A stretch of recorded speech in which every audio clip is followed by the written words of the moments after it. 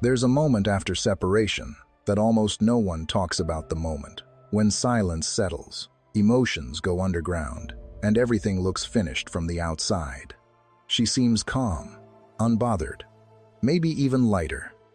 And that's exactly when most men get it wrong, because what appears quiet on the surface is often the start of something deeper, slower, and far more powerful unfolding beneath it. In this video, we're going to walk through what actually happens next, beyond appearances and assumptions. If this resonates with you, take a second to like the video, subscribe to the channel, and let's get into it. Number 1. Silence changes the timeline. When you stop reaching out, something subtle but deeply unsettling begins to happen. Time no longer moves the way she expected it to. Not for you, and not for her. She assumed silence would work like a countdown, that distance would apply pressure, that sooner or later discomfort would push you back into motion. A message, a question, an emotional check-in. In her mind, time was an ally that would bend you toward contact. But when you remain still, when days pass without resistance, that timeline fractures. At first, the silence feels temporary to her. She tells herself you are thinking, recalibrating, managing emotions. She believes the pause has a purpose that ends with you returning. This belief keeps her calm. It allows her to feel in control without doing anything at all. But as the silence stretches, something changes. The expected moment never arrives. The rhythm she relied on no longer exists, and without realizing it, she loses her reference point. What unsettles her is not the lack of messages, but the absence of urgency behind them. Your silence does not escalate. It does not signal struggle. It does not ask to be interpreted. It simply continues. And that continuity forces a new question into her mind. What if this isn't a pause? What if this is a decision? This is where time stops being neutral. Each passing day no longer feels like progress toward reconciliation, but distance from certainty. She begins to replay earlier assumptions, not emotionally, but structurally. How long did she think you would last? How predictable were your reactions before? How confident was she in timing you? Silence removes all of that leverage without confrontation. Stoicism teaches that control does not come from influencing outcomes, but from governing response. Marcus Aurelius reminded himself that power lives inward, not in events, not in others, not in reactions pulled out of us. When you stop reaching, you are not waiting. You are choosing stillness over impulse. And stillness collapses the old timeline because it refuses to participate in it. The most surprising part is this. Nothing dramatic has to happen for the shift to begin. No speech, no boundary conversation, no final message. Time itself does the work. The story stops accelerating toward the ending she expected and begins unfolding in a direction she cannot see. And when someone can no longer predict where a story is going, attention follows uncertainty. Not because you demanded it, but because silence rewrote the clock entirely. Number 2. Her certainty fades first. At first, she does not feel loss. She feels certainty. The quiet confidence that comes from believing she understands the situation, understands you, understands how this ends. Certainty is not emotional. It is cognitive. It lives in assumptions, in patterns she has seen before, in expectations built from past behavior. She may even appear calm, decisive, unaffected, not because she feels nothing, but because nothing has yet challenged her internal narrative. That narrative depends on reinforcement. Your attention, your reactions, your predictable timing once served as proof that her interpretation of you was accurate. As long as you moved when expected, certainty stayed intact. But when your attention disappears without explanation, certainty loses its foundation. There is nothing new to confirm her belief. No data, no correction, no reassurance. And without reinforcement, certainty begins to thin. This is where the shift truly begins. Not with emotion, but with doubt. She does not suddenly miss you. She starts questioning the reliability of her conclusions. Was the decision as final as it felt? Did she misread your threshold? Was your attachment deeper or lighter than she assumed? These questions arrive quietly, without drama. They do not demand answers immediately. They linger. Epictetus observed that appearances come in different forms. Things that are, things that seem to be, things that are not, but appear so, and things that are and do not appear. Certainty often hides in the second category. It seems like truth because it feels stable, but it has not yet been tested. Silence is that test. It removes the stimulus that allowed appearances to masquerade as facts. What makes this phase powerful is that she cannot resolve it emotionally. There is nothing to react to, no signal to interpret, no behavior to adjust against. Her mind keeps reaching for confirmation, and each time it finds none, the structure weakens further. Doubt does not scream, it erodes. You may assume that if she hasn't reached out, nothing is happening. In reality, something far more destabilizing is taking place. Certainty was her anchor. Once it loosens, emotion no longer has a stable place to land. Attraction, regret, curiosity, these things require a framework to move inside. When certainty collapses, the emotional sequence cannot follow its usual order. This is the quiet paradox of detenacence. Silence does not provoke emotion first. It removes confidence first. And when certainty fades, the mind becomes vulnerable to reinterpretation. Not because you demanded it, but because nothing arrived to stop it. Before we move forward, pause for a moment and sit with this idea, because what's happening here is subtle and easy to overlook if you're only watching the surface. If this perspective resonates with you, take a second to like the video so it reaches others who need it, and leave a comment sharing what stood out most to you, or simply type "certainty fades first" below. Your reflection matters here, because the next shift builds directly on this quiet breakdown, and that's where things begin to change in a way most people never anticipate.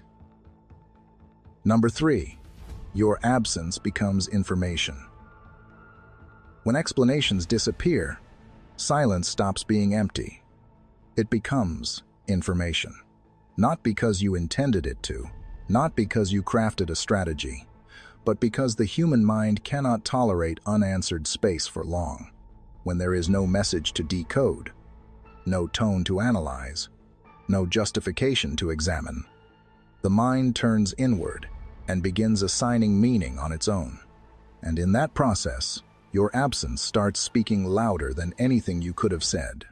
At first, she waits for clarification, some signal that will explain the quiet, a reason she can place neatly into an existing story. But as time passes and nothing arrives, she is forced to work with what is available, the silence itself. She begins to interpret what you are not doing, not chasing, not defending, not correcting her understanding, not trying to be seen a certain way. And slowly, that absence reshapes how she perceives you. This is where silence becomes unsettling. Words can be framed, explanations can be managed. Emotional conversations still keep both people inside the same narrative space. But silence removes the shared script entirely. She no longer knows whether you agree with her version of events, whether you regret anything, or whether you even see the situation the way she does. And without realizing it, she starts filling in the blanks herself. The danger of explanation is that it reassures. Even disagreement reassures, because it confirms engagement. Silence does the opposite. It suggests that nothing needs to be clarified, that there is no confusion to resolve, that you are not trying to influence how you are perceived. And this implication is powerful. because it hints at something deeper than indifference. Self-sufficiency. Seneca wrote that the greatest power lies in having nothing to hide and nothing to prove. Silence communicates this effortlessly. It does not argue for your position. It does not justify your actions. It does not ask to be understood. It simply exists. And that existence suggests internal alignment rather than emotional negotiation. She may tell herself that silence means distance, or pride, or avoidance. But those explanations do not fully satisfy, because avoidance usually leaks, pride usually performs. Your quiet does neither. It remains steady, unreactive, and uninterested in controlling the narrative. And that steadiness becomes its own message. In the end, your absence does not confuse her because it is vague. It confuses her because it is complete. There is nothing missing for you to supply. And when someone realizes they are no longer required to finish the story, the meaning of that silence becomes impossible to ignore. Number 4. The relief she felt doesn't last. In the beginning, distance feels like relief to her.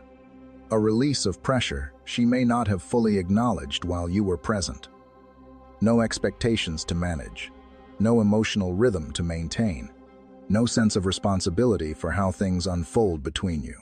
Silence gives her space, and at first, that space feels light, almost freeing. She interprets the absence not as loss, but as ease. This phase is deceptive, because relief often disguises itself as clarity. She may believe the quiet confirms that the decision was right, that the tension she felt before was the problem, and that removing proximity removed discomfort. But relief built on avoidance is fragile. It only works as long as nothing asks to be examined. And silence, when it persists, begins to ask exactly that. As days pass, the comfort starts to thin, not dramatically, not emotionally at first. What changes is the quality of the quiet. The same silence that once felt spacious begins to feel undefined. The ease loses its softness. It becomes still, then hollow, because relief without direction does not evolve into peace. It stalls. This is where unease enters, not as longing, but as restlessness. The mind begins to wander back to what was removed, not to reattach emotionally, but to reassess. Was the pressure coming from the dynamic itself, or from resisting it? Was distance actually solving something, or simply postponing contact with reality? These questions do not arrive as regret. They arrive as discomfort. Musonius Rufus warned that comfort is the most dangerous addiction because it asks nothing of us while quietly weakening us. Relief feels good precisely because it delays responsibility. But delay is not resolution. And when nothing replaces the removed structure, the absence becomes noticeable. What unsettles her is that your silence does not rush to fill that void. You do not return to restore familiarity. You do not reach out to soften the discomfort she now feels. The relief expires on its own, and there is no emotional cushioning left to land on. That's when reality begins to surface, not aggressively, but honestly. The surprising part is this: the discomfort is not caused by missing you yet. It is caused by realizing that avoidance has limits. And when comfort fades without drama, the mind has no choice but to confront what it postponed. Silence didn't create the lesson. It simply allowed it to arrive on time. Number 5. Curiosity replaces confidence. When reassurance disappears, confidence has nothing left to stand on. Not immediately and not dramatically, but gradually, almost imperceptibly, curiosity begins to take its place. She no longer receives updates that confirm her assumptions. No emotional check-ins that show how much she still matters. No subtle signs that her presence continues to shape your internal world. And without those signals, certainty loses its authority. At first, she may tell herself that nothing has changed. That silence simply means distance. that you are doing exactly what she expected you to do, processing, adjusting, waiting. But as time passes, and no information arrives to support that belief, curiosity slips in where confidence once lived. Not curiosity about you in a sentimental sense, but curiosity about how you are moving through life without her influence. This shift is important because curiosity is not emotional attachment, it is mental engagement. It arises when a story no longer aligns with reality, and the mind senses a gap. She starts wondering what fills your days now, what your energy is directed toward, whether your routines changed or sharpened, whether the silence reflects struggle or something else entirely. And because there are no answers, her mind keeps returning to the question. What makes this stage powerful is that curiosity grows quietly. It doesn't announce itself as missing you. It doesn't demand contact. It simply keeps noticing the absence of confirmation.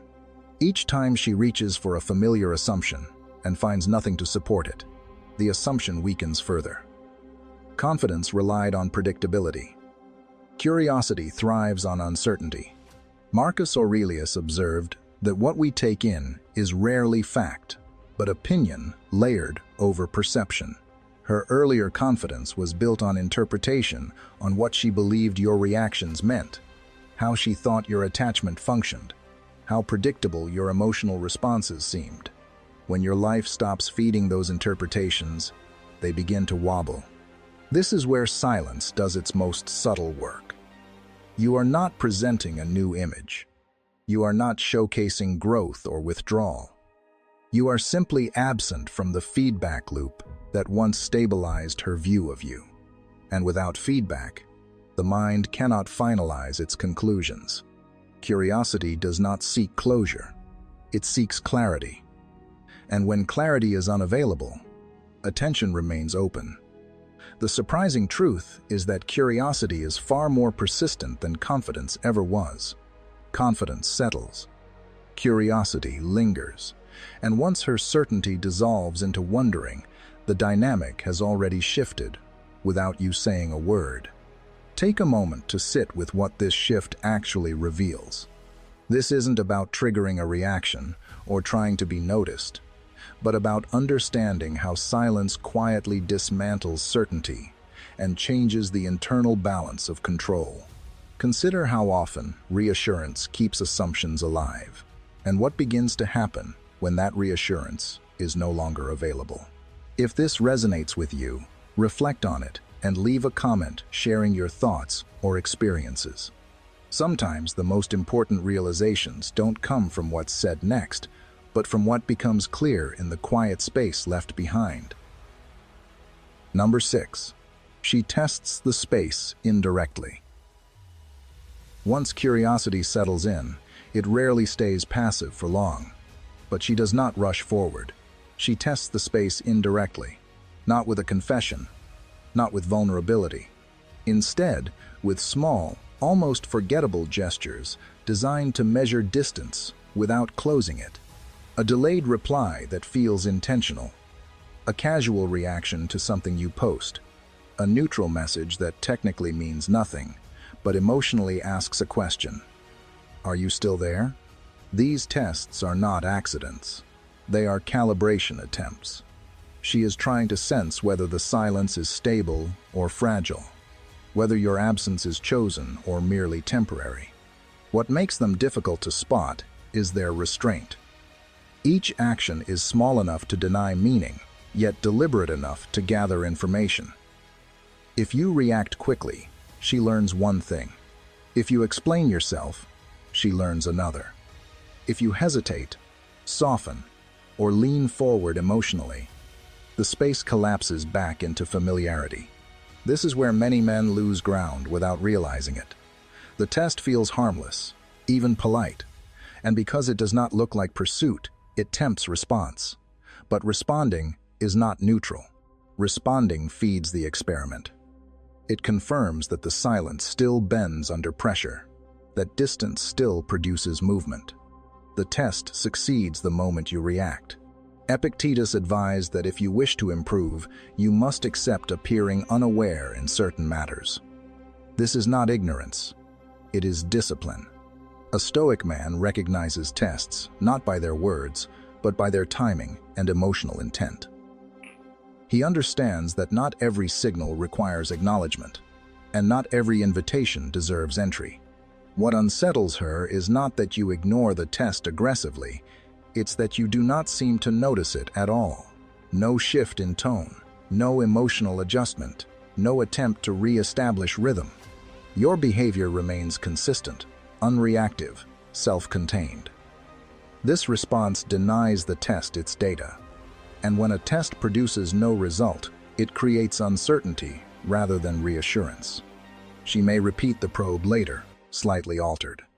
A different tone, a different channel. Each attempt seeks confirmation that the space is still flexible, but consistency defeats subtlety. Silence, when maintained without tension, communicates something far more powerful than distance: emotional independence. The irony is this: the tests are meant to reduce uncertainty, but your lack of reaction increases it, because now she is no longer measuring your availability. She is questioning her ability to access it at all. And that shift from testing the space to realizing it may not be hers to test changes the dynamic permanently. Number 8. Your calm unsettles her deeply. The comparison does not arrive as a dramatic realization. There is no sudden emotional spike, no clear moment where she admits anything to herself. It begins quietly, almost invisibly. As a background process, her mind runs, without asking permission. She starts placing two versions of you side by side: the man she remembers, and the man she now senses you are becoming. Not through updates or explanations, but through absence, consistency, and the way nothing seems disrupted by her absence. At first, the comparison feels neutral. She tells herself she's simply noticing change, not assigning meaning to it. But the longer your silence holds, the more the contrast sharpens. Before, she knew how you responded to distance. She knew the emotional weight she carried in your decisions. She knew where she fit in your priorities, even when things were unstable. That familiarity anchored her perception of you. Now, that anchor is gone. What replaces it is pattern recognition. She notices that your life did not stall, that your direction did not blur, that you did not drift into emotional suspension waiting for resolution. Even without direct evidence, the absence of signals becomes a signal itself. A man who is unraveling leaks. A man who is stuck reaches back. You do neither, and that forces a reassessment. Seneca wrote that growth is the reward of endurance. Endurance does not announce itself loudly. It shows through continuity, through discipline that doesn't fluctuate, through a life that moves forward without commentary. This is what makes the comparison unsettling. You are not explaining your change. You are living inside it. She begins to notice how different this feels from what she expected. Where she may have assumed decline, she senses structure. Where she expected emotional residue, she perceives clarity. Where she thought absence would create weakness, she encounters stability. And this contrast does not resolve itself, because it is not based on performance. It is based on time. The most difficult part for her is that the comparison offers no easy correction. She cannot point to a moment where you proved anything. She cannot attribute your change to a reaction meant for her. The growth appears independent, self-directed, and that independence reframes the past as well as the present. The realization settles slowly. She did not leave a man who stopped. She left a man who continued. And when growth does not ask to be witnessed, it carries a weight that explanation never could. Number 8. Your calm unsettles her deeply. What truly unsettles her is not your silence alone, but the quality of what replaces reaction. There is no anger to manage, no sadness to soothe, no visible disappointment she can soften or redirect. Emotional stillness creates a vacuum where leverage used to live. Before, even conflict confirmed connection. Even tension provided feedback. Now, there is nothing to hold on to. Emotion, even negative emotion, is interactive. It invites response. It allows influence. When you were expressive, she could adjust, reassure, provoke, or withdraw strategically. Your feelings gave her a sense of placement within your inner world. Calm removes that placement entirely. It does not argue. It does not resist. It simply exists beyond reach. This is where many misunderstand calm as indifference. But indifference is sloppy. It leaks disengagement. Calm is precise. It holds form. Your stillness is not a reaction to her behavior. It is a state you maintain regardless of it. And that distinction matters, because it tells her that your emotional center is no longer reactive to external stimulus. The Stoics trained themselves to pause between stimulus and response. Understanding that power is lost, the moment reaction becomes automatic. By not responding emotionally, you are not suppressing feeling, you are choosing not to hand it over. This is why calm feels so disorienting. There is no escalation path, no opening to correct course, no way to provoke clarity. Marcus Aurelius reflected that the strongest form of resistance is refusing to mirror what disrupts you. When you are calm, you are not opposing her. You are simply not participating in emotional exchange on old terms. That refusal removes leverage entirely. She may test again, subtly increase intensity, shift tone, introduce familiarity. Each attempt looks for a reaction that never arrives. And without reaction, effort becomes pointless. Emotion feeds on friction. Calm starves it. What surprises her most is that your stillness does not feel cold. It feels settled, as though nothing is missing, as though nothing needs to be reclaimed. And that realization carries more weight than anger ever could, because it suggests finality without hostility. Calm is not silence's companion. It is its proof. Take a moment to sit with what this really means. Calm isn't just the absence of reaction. It's a signal that your emotional center no longer depends on her response. That shift changes the entire dynamic, quietly and decisively. If this resonates, pause for a second and reflect on how calm has shown up in your own life. Leave a comment sharing your thoughts, or simply type "calm is power" below, and then let's continue. Number 9. She feels the loss before admitting it. The feeling does not arrive in conversation. It does not announce itself through confession or reach outward for resolution. It arrives privately, in the quiet spaces where there is no one to perform certainty for. Long before she admits anything, long before she even names it, she feels the loss. Not as longing yet, but as a subtle weight that appears when distraction fades. This is what makes it difficult for her to recognize. There is no obvious trigger, no single memory or moment she can point to. The feeling surfaces in pauses, in stillness, in the absence of noise. A moment when her attention relaxes and the mind drifts back to what no longer responds. She notices that something familiar is no longer accessible, and the realization does not ask permission before settling in. At this stage, emotion is not dramatic.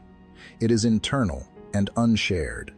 She does not talk about it because she does not fully understand it yet.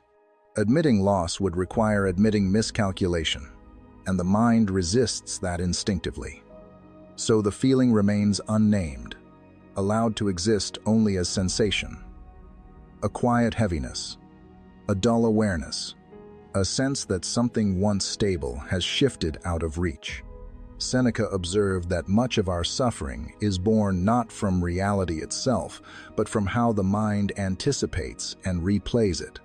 This is precisely what happens here. She begins imagining outcomes she did not previously consider. Not because she wants to, but because certainty no longer blocks those paths. The mind explores what it once dismissed. What makes this phase irreversible is that the feeling does not depend on acknowledgement. She does not need to accept it for it to grow. It deepens on its own, fed by time, quiet, and the absence of reassurance. Each moment you do not reappear confirms that the shift is real, not imagined. And that confirmation adds weight. She may continue functioning normally, laugh, engage, move forward externally, but internally, the mind keeps returning to the same, unresolved space. The loss is not loud enough to disrupt her life, but it is persistent enough to follow her through it. The truth is, emotion always arrives before language, before explanation, before admission, and by the time words are considered, the feeling has already established itself. Silence did not create the loss. It simply allowed her to feel it without interruption. Number 10. Your stability without her hits hard. There is a specific moment when something inside her expectation quietly breaks, not with drama, not with emotion, but with clarity. It happens when she realizes you did not spiral, you did not beg, you did not collapse inward once the connection ended. The version of events she unconsciously relied on simply never unfolded. And that absence is jarring, because it contradicts a deeply held assumption about cause and effect. She expected distance to weaken you, not necessarily in obvious ways, but internally. A loss of rhythm, a drop in confidence, a period of emotional disorder that would eventually pull you back into familiar patterns. That expectation allowed her to feel secure in the belief that she still occupied a central place in your emotional structure, even in absence. But when time passes and your life does not fracture, that belief loses coherence. What unsettles her is not that you appear fine, it's that you appear stable. Stability without validation is disorienting, because it suggests that your grounding was never dependent on her presence to begin with. You are not proving anything. You are not signaling recovery. You are not broadcasting resilience. You simply continue, and that continuity reframes the entire dynamic. Marcus Aurelius reflected that there is no value in debating what a good man should be, only in embodying it. Stability is not an argument. It is not a response. It is a lived condition. When you embody it without explanation, it exposes a truth she was not prepared to confront. She did not remove your foundation. She merely stepped away from it. This realization hits hard because it forces a reevaluation of influence. If you did not unravel, then her absence was not as structurally significant as she believed. That does not diminish the relationship emotionally, but it dismantles the assumption of leverage. And leverage, once lost, cannot be reclaimed through reaction. She may revisit past moments, reinterpreting them through this new lens. Was your calm always there? Was your direction self-sourced even then? These questions are uncomfortable because they challenge the narrative that your strength was conditional. And once that narrative breaks, it cannot be repaired with reassurance. The most surprising part is that you did not need to show strength for this to happen. You did not need to announce growth. You did not need to signal independence. You simply lived without destabilizing. And in doing so, you removed the final assumption she had left untested, that you would need her in order to stand. Number 11. Regret forms without an audience. Her regret does not arrive the way most people imagine it. There is no dramatic message, no late-night confession, no public acknowledgement of what was lost. It forms quietly, in private, without witnesses, and that is precisely why it deepens. Because there is no one left to perform it for, no reaction to soften it, no response to redirect the discomfort outward. When regret has an audience, it becomes expressive. It seeks relief through explanation, apology, or validation. But when there is no audience, regret has nowhere to go. It turns inward. It settles. It lingers. She cannot frame it as growth or closure, because nothing external confirms that narrative. Your absence removes the stage entirely. At this point, she understands something she didn't before. Reaching out would not restore balance. An apology would not undo the shift. Even clarity would feel late. What she feels now is not urgency, but finality. The realization that the moment when regret could have changed something has already passed. Epictetus taught that freedom begins with mastery over the self. And here, that lesson cuts both ways. Your self-mastery removed the emotional feedback loop. Her lack of it left her alone with the consequence. Regret grows strongest when it cannot be externalized, when it cannot be shared, softened, or absolved through interaction. What makes this stage irreversible is that nothing prompts correction anymore. There is no signal from you suggesting openness, no emotional opening inviting repair. The door is not slammed. It is simply no longer part of the room. And that absence forces honesty. She must sit with the realization that the loss is real, not because you rejected her, but because you moved forward without needing to be acknowledged. This regret does not scream. It does not demand expression. It manifests as awareness that arrives too late to act on. And that lateness is what gives it weight. Silence did not punish her. It did not teach her a lesson deliberately. It simply removed the distractions that once kept clarity at bay. In the end, regret without an audience is not about guilt. It is about recognition. The recognition that you became unavailable, not through anger or withdrawal, but through self-command. And once that truth settles, it no longer needs words to confirm it. Let this land without rushing past it. What you're seeing here isn't her internal struggle, but the consequence of your decision to stop reaching for resolution outside yourself. This is the quiet strength of restraint, the kind that doesn't announce itself or seek confirmation. If this resonates, allow yourself to reflect on where you've chosen composure over reaction and what that choice has changed for you. You can share your thoughts in the comments, or simply write, "I chose peace over response." Sometimes the most meaningful shifts happen in silence, long before anyone else notices. Number 12. By the time it shifts, you've moved on. By the time the shift completes on her side, it barely registers on yours. Not because it isn't real, but because your attention has already moved elsewhere, quietly, deliberately, without announcement. While her realization arrives late and inward, your focus has turned forward, not toward replacement, not toward distraction, but toward alignment, toward a life that no longer waits for emotional permission to unfold. This is the final inversion she never anticipated. She assumed that if she ever felt the loss fully, it would matter, that recognition would carry weight, reopen space, restore balance. But the moment she reaches clarity is the same moment your need for outcomes has dissolved. You are no longer tracking her awareness. You are no longer calibrated to her perception. And because of that, the shift happens without friction. What changed is not your feelings, but your orientation.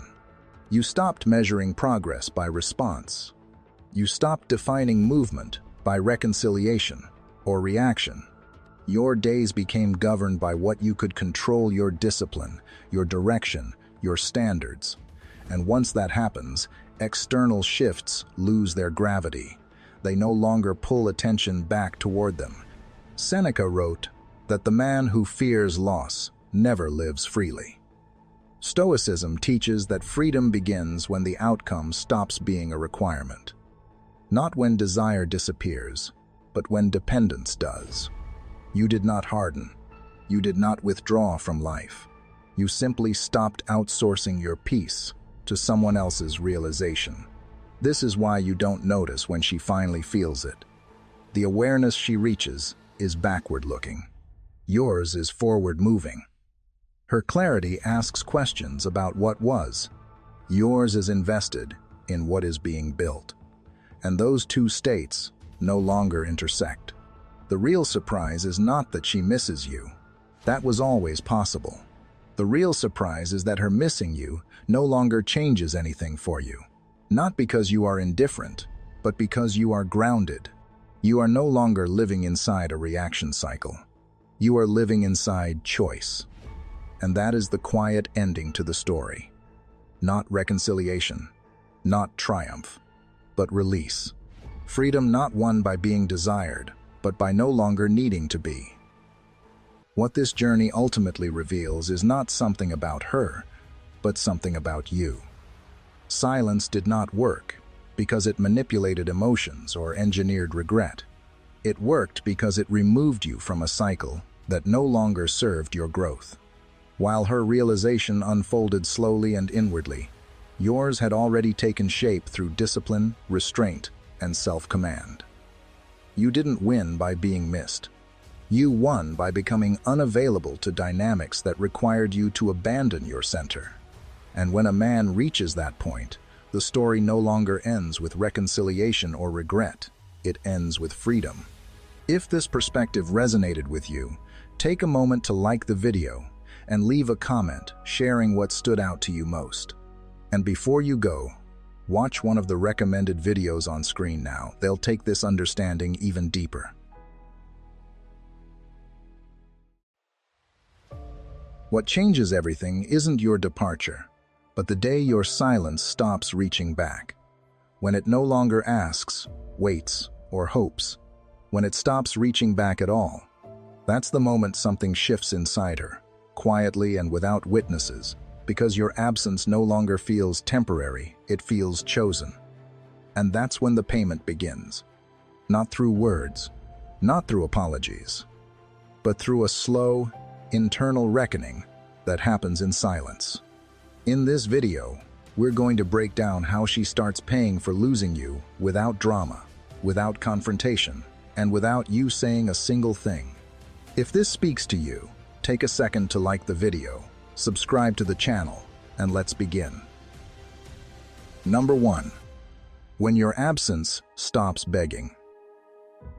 At first, she interprets your silence as restraint rather than release, assuming that beneath the quiet, you are still holding your breath, still managing an internal struggle between pride and desire, because that explanation feels familiar and safe to her, allowing her to believe that your absence is something you are forcing yourself to maintain rather than a state you have naturally arrived at.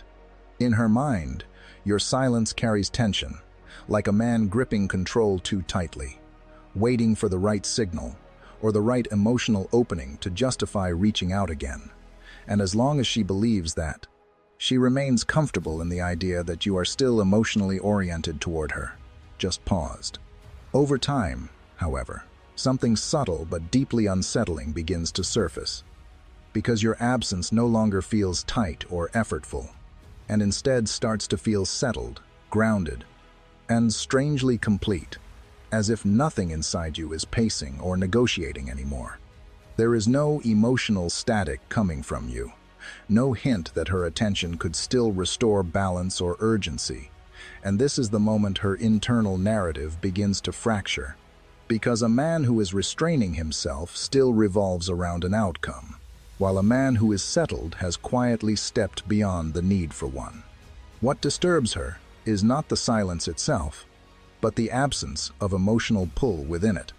The sense that you are no longer leaning in any direction that leads back to her. Epictetus taught that the freest man is not the one who rebels loudly, but the one who no longer requires permission from anything external to remain whole, because dependence is the true chain, not circumstance, and your silence begins to reflect that kind of freedom without ever announcing it. Your emotional stability no longer waits for her response, her curiosity, or her regret to arrive before it can settle. And without trying to prove strength or indifference, Your absence communicates that your inner order is no longer negotiated through her presence. Independence, once felt, carries weight, because when she realizes that your silence is not asking to be answered, her attention no longer regulates your state, her distance no longer creates pressure, and access to you shifts from something she assumed would always exist into something she now understands had value. This is when she starts paying for losing you, not through panic or dramatic regret, but through a slow recalibration where she senses that you did not disappear to be noticed, replaced her with noise, or withdraw as a tactic, but simply stopped, signaling need. And silence without need transforms absence from a message into a boundary, one that does not chase, explain, or bargain, but quietly exists. Number 2. Certainty is the first thing she loses. She doesn't panic when she realizes you've changed, and she doesn't immediately frame it as loss. Because what disappears first is not emotional attachment, but certainty. The quiet confidence she once had in predicting you, in knowing exactly how long your patience would last, how much distance it would take before you reached out, how reliably your reactions would arrive on schedule. Certainty is built on patterns, on repetition, on the comforting belief that another person's inner world will continue to respond in familiar ways. And for a long time, she lived inside that predictability with ease, never questioning it, never imagining that it could dissolve without conflict or explanation. But slowly, she notices that she can no longer time you. Your reactions don't arrive when they used to. Your tone no longer adjusts itself to her moods. Your thresholds feel unclear, not because you've become harsh or distant, but because you no longer move on instinct alone. And that subtle shift creates unease. She hesitates before speaking, wonders how something will land, replays conversations afterward, not searching for reassurance, but for orientation. Because when a man stops reacting automatically, he stops being measurable. And what unsettles her is not that you've become unpredictable in a chaotic sense, but that you've become internally governed, no longer anchored to the emotional cues she once relied on to feel grounded in the dynamic. Marcus Aurelius wrote that the soul becomes unshakable when it stops outsourcing stability to events, and this principle quietly begins to shape your presence. Because when your emotional balance no longer rises and falls with external triggers, you move through interactions with a steadiness that cannot be easily read or anticipated. You respond when it aligns with your values, not when the moment demands it. You pause when clarity matters more than immediacy.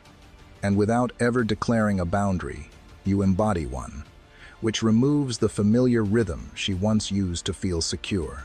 Uncertainty, in this form, does not announce itself loudly, but it steadily drains confidence, because confidence depends on knowing where one stands, and she no longer does.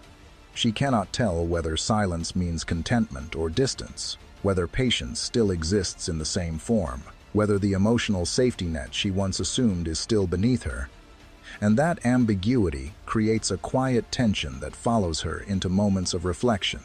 This is where the cost of losing you begins to deepen, not through dramatic regret, but through the realization that certainty was never permanent, only borrowed, and now that it's gone, she feels its absence everywhere, because the man she once understood no longer organizes his inner world around predictable reactions, but around something far more difficult to influence. And this is the moment worth pausing on, because what unsettles her isn't drama or distance, but the quiet loss of certainty. The realization that you no longer move on cue, no longer react on schedule, no longer offer emotional predictability for comfort. When a man becomes internally governed, measured by values rather than impulses, he stops being easy to read, and that shift carries weight.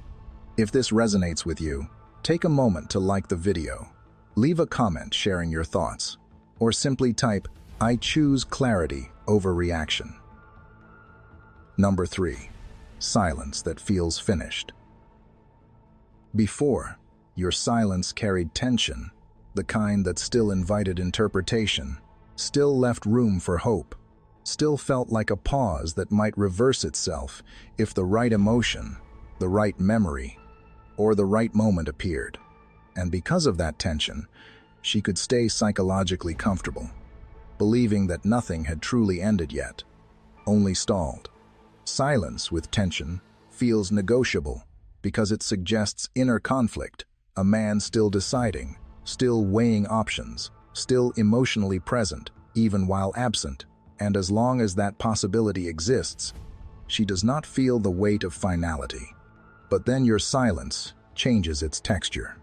It no longer vibrates with restraint or unfinished emotion, and instead begins to feel complete, not explained, not announced, not justified, but quietly resolved, as if a decision has already been made somewhere deep inside you and no longer requires external confirmation. There is no emotional residue reaching outward, no signal that something remains unresolved, and that is what makes it unsettling, because closure that is felt, rather than declared, leaves no handle to grab onto. She cannot argue with it, question it, or reopen it through conversation, because nothing is being offered for debate. This is the kind of silence that does not wait. In ancient Rome, a general did not declare retreat with speeches or emotional displays. He broke camp at dawn and marched forward, and the meaning of that movement was understood without explanation. Your silence begins to operate in the same way, not as resistance, not as punishment, but as motion, because you are no longer standing still inside the dynamic. You are no longer orbiting the same emotional ground, no longer maintaining a position that requires her presence to remain stable. You have shifted direction internally, and that internal movement expresses itself outwardly as quiet absence, one that doesn't argue, doesn't linger, and doesn't look back for acknowledgement. What makes this silence feel heavy to her is that it carries no invitation. There is no sense that clarification would change anything, no feeling that timing alone is the issue, and no emotional tension suggesting that the story is still unfolding in the same place. Movement without announcement feels permanent because it does not ask to be witnessed, and permanence is not created by words, but by consistency over time. As days pass without emotional leakage, without reaction, without re-entry, the realization settles in that this silence is not a phase, but a direction. And direction, once taken, does not negotiate with the past.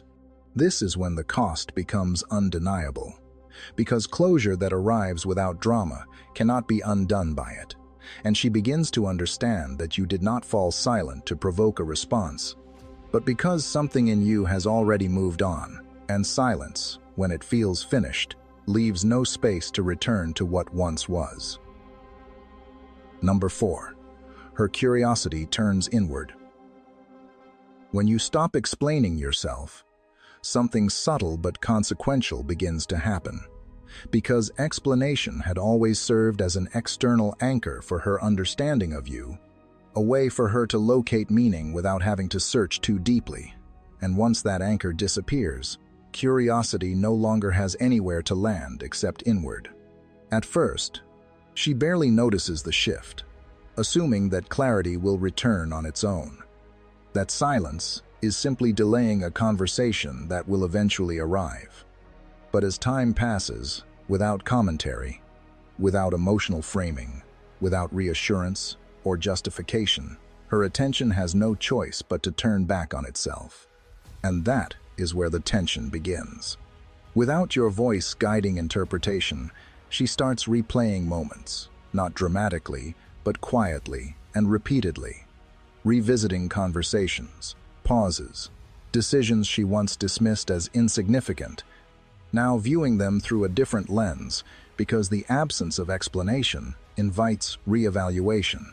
She questions assumptions she never thought to question before, wonders whether what felt stable was actually conditional, whether what felt obvious was merely familiar. and whether the version of you she believed she understood was shaped more by her expectations than by who you actually were. Meaning, once supplied, now has to be constructed, and construction is far more mentally demanding than reception. Stoic philosophy understood this dynamic deeply, recognizing that unanswered space forces the mind to confront itself, because when external signals disappear, the inner narrative grows louder, revealing doubts, attachments, and blind spots that were previously masked by interaction. Your silence becomes that unanswered space, not as a tactic, but as a condition. And in that condition, her mind turns into a mirror, reflecting not just thoughts about you, but thoughts about herself, her assumptions, her certainty, and the quiet dependency she may not have realized she had on your emotional availability. What makes this phase costly is that the work is no longer yours. You are no longer clarifying your intentions, defending your value, or correcting misunderstandings. And that responsibility shifts entirely onto her internal dialogue, where there is no guarantee of comfort or resolution. Her thoughts loop not because you left questions hanging intentionally, but because the mind struggles when it is denied closure on its own terms.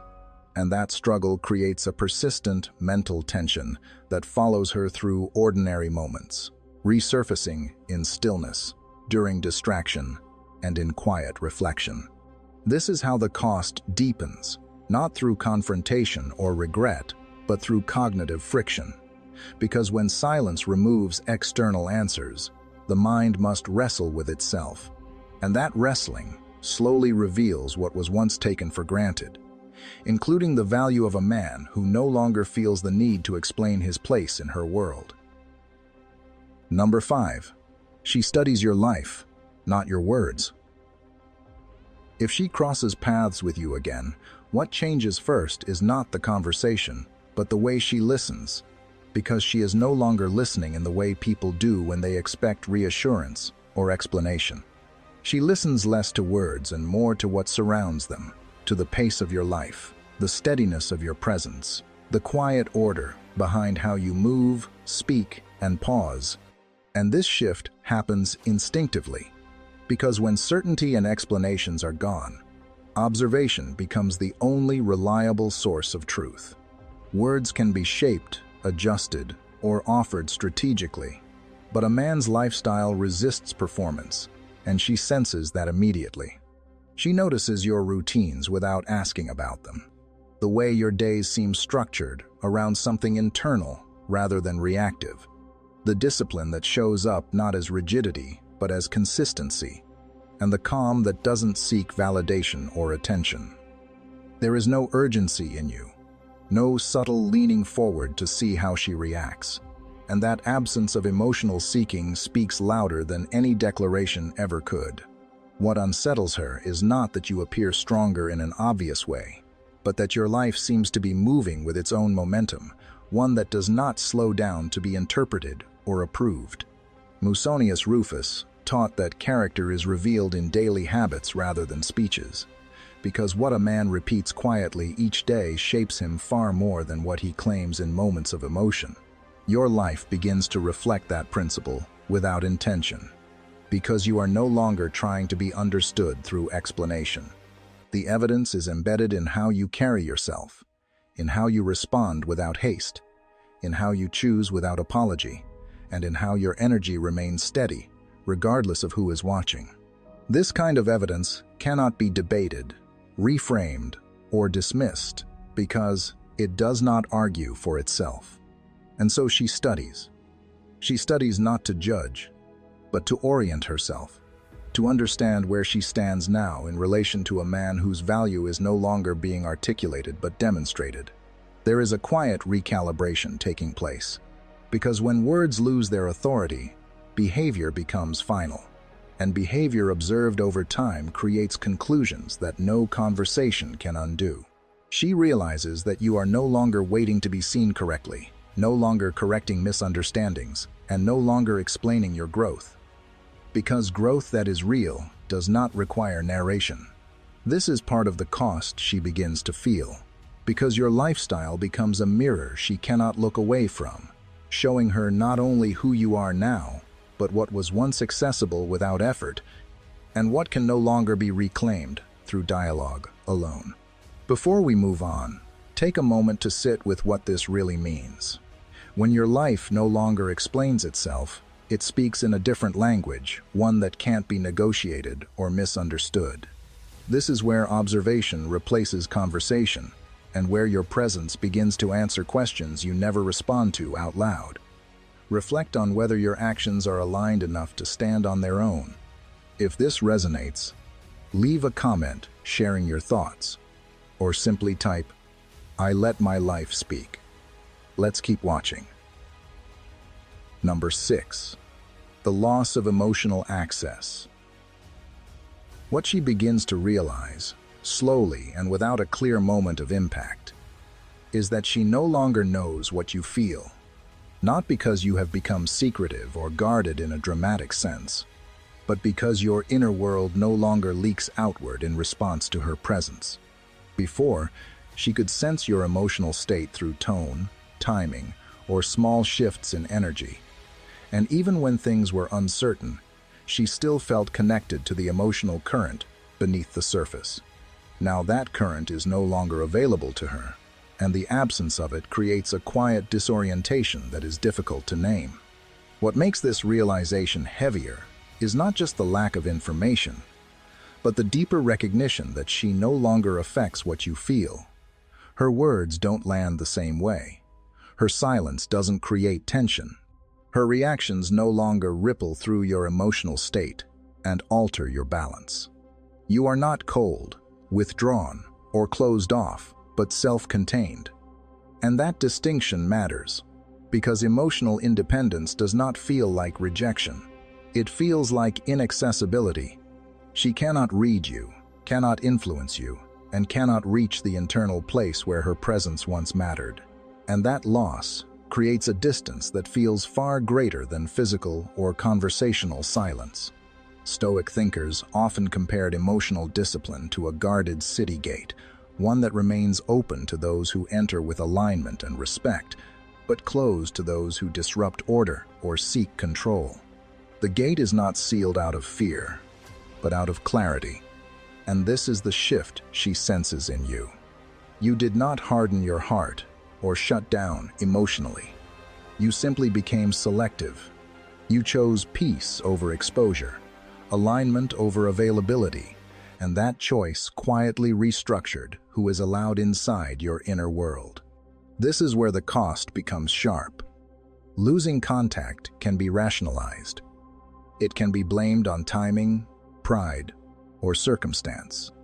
Losing emotional access cannot. Because emotional access is not granted through proximity or history, but through trust, resonance, and shared stability. And when that access disappears, it leaves behind a feeling that cannot be negotiated or explained away. She understands, perhaps for the first time, that being able to reach someone emotionally is a privilege, not a guarantee, and that privilege has been revoked without argument or announcement. What stays with her is not anger, but a quiet ache, because losing access means losing influence, and losing influence means confronting the reality that your emotional world no longer needs her participation to remain whole. Number 7. You're no longer paused. What reaches her awareness is not a single update or visible milestone, but a pattern she cannot ignore. The realization that your life did not stall when you stepped away, did not hover in limbo, did not remain emotionally paused in the way she may have expected. Instead, it began to move with greater clarity and speed, not frantically, not as compensation, but with the kind of momentum that comes from direction rather than reaction. You are building, refining, evolving, and you are doing so without waiting for timing, permission, or emotional resolution.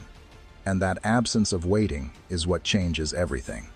Before, she could sense that certain parts of your life slowed when she pulled away, that your focus bent slightly toward the dynamic, even in silence.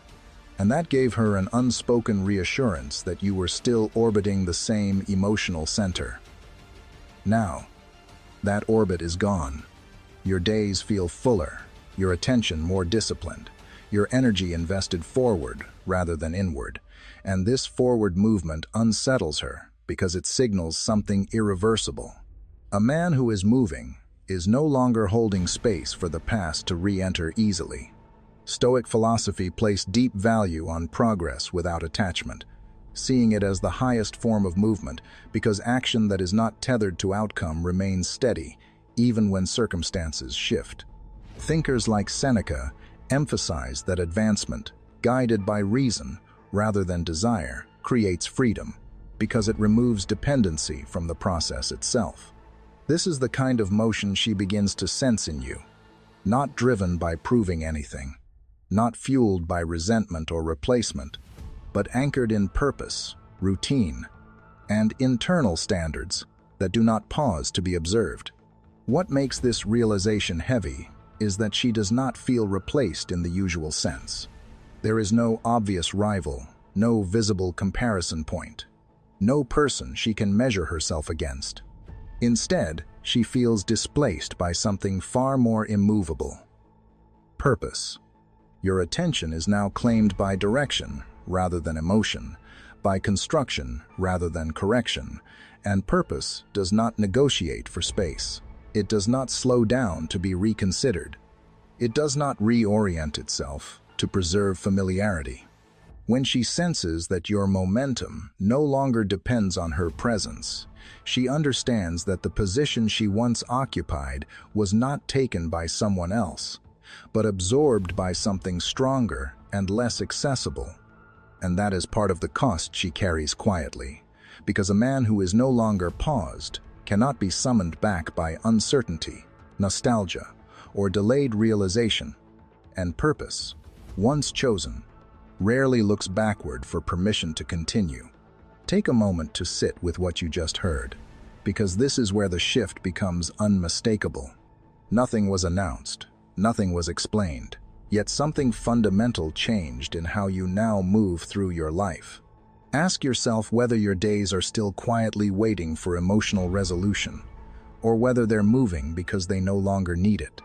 If this resonates, leave a comment sharing what part of this struck you most, or simply type, "I chose movement over waiting." Number 8. Regret without an audience. Her regret does not arrive with drama, confession, or emotional urgency, because there is no longer a stage on which it could land, no receptive space where it might be witnessed, softened, or answered. In the past, regret could move outward, carried by messages, explanations, or carefully framed vulnerability. But now, it has nowhere to go, because you are no longer positioned as an emotional audience waiting to receive it. Without access to you, regret loses its performative outlet, and what remains is something far quieter and far heavier. What makes this form of regret difficult is that it cannot be validated. There is no reassurance coming back to confirm that it was noticed, no subtle reward for expressing pain, no emotional exchange that turns vulnerability into connection. She cannot measure its impact on you, cannot tell whether it would matter, and that uncertainty forces the experience inward. Regret that stays internal does not resolve easily, because it is not shaped by dialogue or softened by response. It simply sits, unshared and unprocessed, becoming part of her private emotional landscape rather than a momentary release. Seneca warned that when pain seeks acknowledgement, dignity quietly turns into dependency, because suffering that requires an audience hands its power to whoever is watching. You never ask for recognition, never invite explanation, and never signal that her remorse would change anything. And by refusing that role, you remove the incentive for regret to be expressed theatrically. Without resistance or reaction from you, there is no emotional exchange to complete the cycle, and so her regret remains unfinished. This unfinished quality is what gives it weight. It does not explode and disappear. It lingers, It follows her into moments of stillness, resurfaces during reflection, and reappears not as a clear conclusion, but as a quiet question she cannot answer. Because regret that is not witnessed does not transform into closure. It becomes self-directed awareness, a recognition of what was lost without the comfort of response. And the absence of an audience forces her to sit with that awareness alone, without reassurance, without absolution, and without the possibility of rewriting the ending through emotional display. This is part of how she pays for losing you in silence. Because regret that cannot be expressed outwardly does not fade quickly, and when there is no one left to receive it, it becomes a private burden, unresolved and enduring, shaped not by what you say, but by the fact that you no longer need to hear it. Number 9. She can't trigger you anymore. If contact happens again, it does not come openly or dramatically. Because she does not reach for clarity at this stage, she reaches for leverage, testing quietly through tone, timing, and small emotional hooks that once produced reliable reactions. A delayed reply here, a familiar phrase there, a subtle shift in warmth or distance, all designed not to reconnect, but to see whether the old pathways still exist, whether something inside you still tightens, rushes, or adjusts itself in response to her presence. These tests are not conscious games so much as instinctive checks for influence. But nothing lands. There is no visible spike in emotion, no urgency, no corrective movement on your part. And what unsettles her is not indifference, but neutrality, the sense that her inputs no longer generate outputs. You are not resisting the trigger, not suppressing reaction, not proving strength, but pausing naturally. And that pause removes the mechanism she once relied on to feel connected to your inner world. Where there used to be immediate feedback, there is now space, and space makes power evaporate.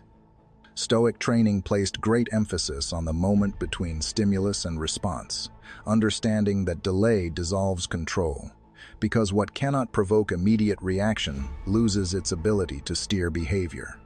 When you no longer respond on cue, you are no longer being directed externally, and she senses that instinctively.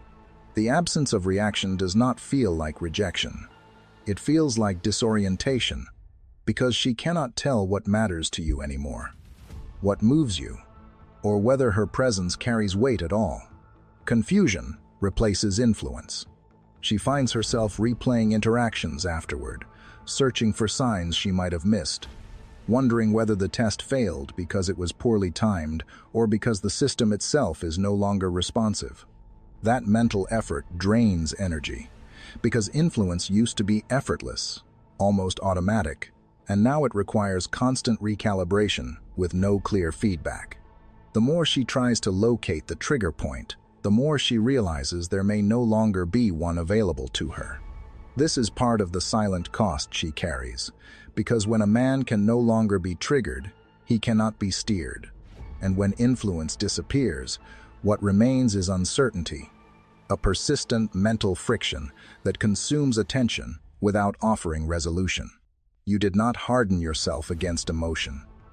You simply stopped reacting automatically, and in doing so, you removed the leverage that once gave her confidence, leaving behind confusion that quietly demands far more energy than control ever did. Number 10. The comparison begins. The comparison does not arrive suddenly or with emotional intensity, but it begins quietly and then continues relentlessly as she places the man she left beside the man you are becoming, not as a dramatic judgment, but as a recurring internal measure that returns again and again in moments of reflection, because the distance between those two versions of you keeps expanding rather than settling.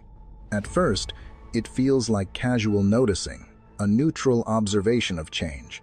But over time, it sharpens, because the contrast refuses to stabilize, and growth has a way of making absence feel heavier the longer it continues without interruption.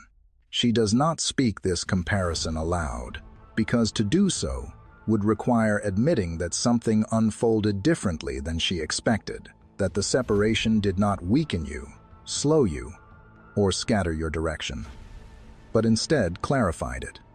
Where she may have assumed decline, she now sees structure.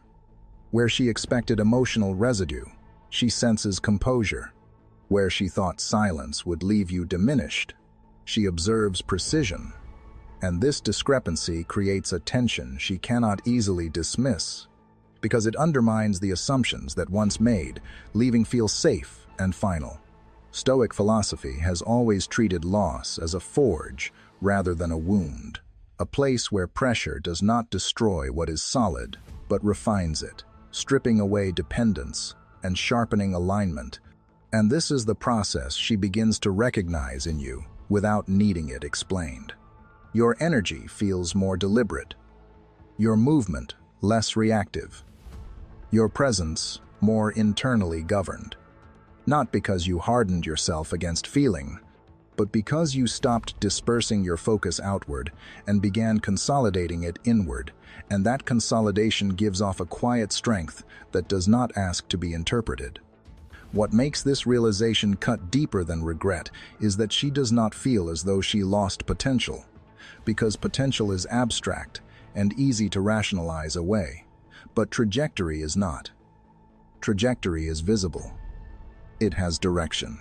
It implies continuity and future shape, and when she senses that your path is unfolding without hesitation or pause, she understands that what she lost was not a possibility, but a direction she no longer has access to. And that distinction changes the emotional weight of everything, because regret looks backward and searches for revision, while trajectory moves forward without waiting, making it clear that she did not leave behind who you were, but where you are going, and that realization stays with her quietly, persistently, because it cannot be undone by reinterpretation or time.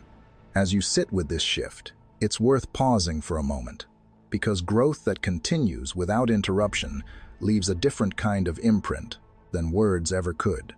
If this resonates with you, show your support by liking the video and leave a comment sharing what stood out to you, or simply type "trajectory over regret" to reflect the shift being described. Number 11. You never ask for the debt to be paid.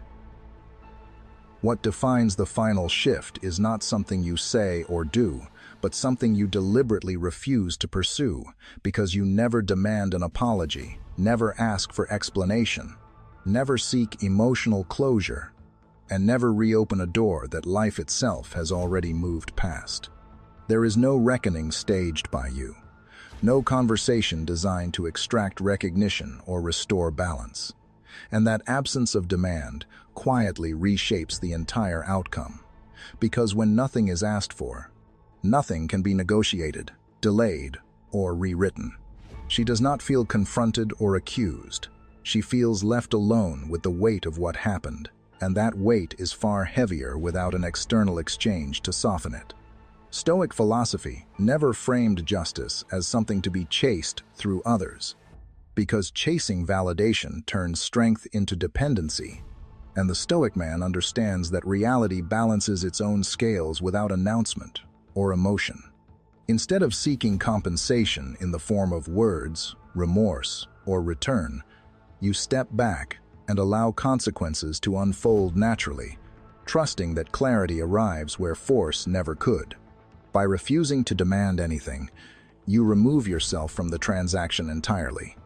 And when there is no transaction, there is no resolution through dialogue, only through awareness. This is what makes the cost unavoidable. She cannot pay it through apology, because no apology is requested. She cannot pay it through reconnection, because access is no longer offered. She cannot even pay it through regret expressed outwardly, because there is no one waiting to receive it. The balance is settled internally, where she is left to recognize what was lost without the relief of response.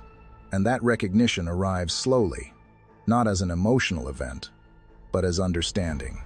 Understanding that you did not disappear to punish her, did not remain silent to provoke guilt, and did not withdraw in hopes of being chosen again, but simply respected your own path enough to continue walking it without looking back. And that is why she pays for losing you in silence. Not with words, not with return, not with dramatic realization, but with awareness that arrives too late to change the outcome, because the moment she understands what your absence truly meant is the same moment she realizes that nothing is being asked of her anymore. The debt is not collected by you, but by life itself, and life does not negotiate, explain, or reverse what has already moved forward, leaving her with the quiet, irreversible knowledge that the man she lost never needed repayment to be free. What all of this leads to is a quiet truth most people never see. Real closure doesn't come from conversation, explanation, or emotional exchange. It comes from movement. When you stop reaching back, stop waiting to be understood, and stop asking life to balance the scale for you, something irreversible happens. Your silence stops being a message and becomes a direction. And while she may spend time replaying, comparing, or wondering when the meaning fully lands, you are already elsewhere, rooted, aligned, and no longer available for negotiation. That is the final shift. Not because you hardened yourself, but because you chose peace over pursuit, clarity over attachment, and progress over pause.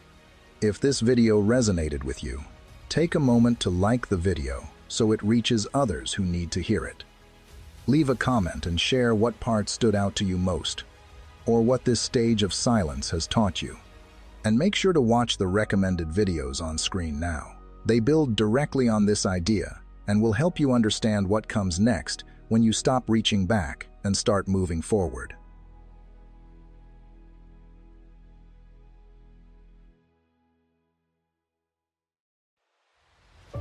She doesn't come back with fireworks. She comes back with small, almost invisible movements that reveal what her words won't. No grand apology, no emotional speech that explains the past, just a quiet return, and a different kind of energy in the space between you. And if you're paying attention, the first signs show up before she ever says, "I miss you." They show up in how she tests the tone, how she approaches your presence, and how carefully she tries to read the man you've become. In this video, we're breaking down the earliest signs that appear when she comes back, so you don't get pulled in by nostalgia, and you stay grounded, calm, and in control like a Stoic man should. If you're ready for that, hit like, subscribe, and let's get into it. Number 1. Her curiosity returns quietly. When she comes back, it rarely starts with a dramatic confession or a flood of emotion. It starts with something smaller, almost easy to miss. A question that could have stayed unasked. A casual message that doesn't really need to be sent. Hey, I saw something that reminded me of you. Or, how's everything been? Or even a quiet reaction to something you posted. On the surface, it looks harmless, but underneath it, there's a shift. She's no longer speaking from certainty. She's speaking from curiosity. Because when a woman truly moves on, she doesn't wonder, she doesn't check, she doesn't circle back for a temperature reading. Curiosity is what appears when your absence becomes confusing, especially when it isn't bitter, dramatic, or needy. It's not the curiosity of someone looking to restart the same old loop. It's the curiosity of someone trying to understand what changed inside you. And that's the key. She doesn't open with emotion because emotion would expose her. Emotion would admit that she felt something. Curiosity feels safer. Curiosity lets her step closer without fully stepping in. It's a soft probe, a way to see if you're still accessible. A way to test whether you're still the man who will light up, over-explain, and rush to rebuild closeness the moment she appears. Picture it in real life. Weeks ago, she left you on read, or she drifted without clarity, or she acted like your presence was guaranteed. Back then, if she sent a message, you would have responded quickly, warmly, with extra effort, because you still cared and you still hoped. Now, she sends a simple question. And what she feels immediately is not your words. It's your pace. It's the fact that you're not reaching through the screen to pull her closer. You're answering like a man who has a life, a direction, and an inner climate that doesn't change based on a notification. This mirrors a Stoic principle most men don't notice in dating. Attention follows stability. In Stoic thought, the mind naturally leans toward what feels ordered and self-contained. People are drawn to what feels whole, because chaos is exhausting. When your energy is no longer pleading, negotiating, or trying to be understood, you become harder to label. And what the mind can't label, it tries to study. That's why her first move is curiosity, not romance. Your job here isn't to punish her with coldness, and it isn't to reward her with excitement. It's to respond with steadiness, warm but not thirsty, clear but not eager. You answer the question, she asked. No extra paragraphs, no hidden resentment, no "I missed you" disguised as politeness. You don't try to turn curiosity into a reunion. You simply let it exist. Because curiosity, when it's real, grows on its own. And the more you remain grounded without rushing to define what this means, the more she begins to feel the difference between the man she once had access to and the man she now has to earn. And before we move to the next sign, pause and ask yourself something honest. When she checks in, do you treat it like a doorway or just a moment? Because this is where most men lose their frame, they mistake curiosity for commitment, and they start doing emotional labor she never asked for. If you've felt that pull before, hit like so. More men hear this, and leave a comment telling me what her curiosity looked like for you. And if you don't want to explain, just type this sentence below. I respond with calm, not craving. Let's see what fascinating insights are waiting for us. Number 2. The tone softens before the words. Before she says anything meaningful, her tone changes. And if you're paying attention, you'll realize this is one of the earliest signs she's drifting back toward you, because tone is what leaks out before someone is ready to admit what they feel. Words can be controlled. Tone is harder to manage. It reveals the inner weather before the forecast becomes official. When she was distant, her messages carried friction, short replies, defensive humor, a subtle sharpness that made every conversation feel like you were stepping around broken glass. Even when she wasn't openly rude, there was an edge, like she needed to keep emotional distance by keeping the atmosphere slightly tense. Not because she hated you, but because softness would have made her vulnerable, and vulnerability would have forced her to acknowledge that she still cared. But when she begins to return, that edge fades first. It's not a love letter. It's not an apology. It's a shift in how she speaks. There's less resistance in her phrasing, less of that "don't get too close" energy. She becomes easier to talk to, not because she suddenly decided to be kind, but because her body is no longer bracing. Her guard relaxes in small ways.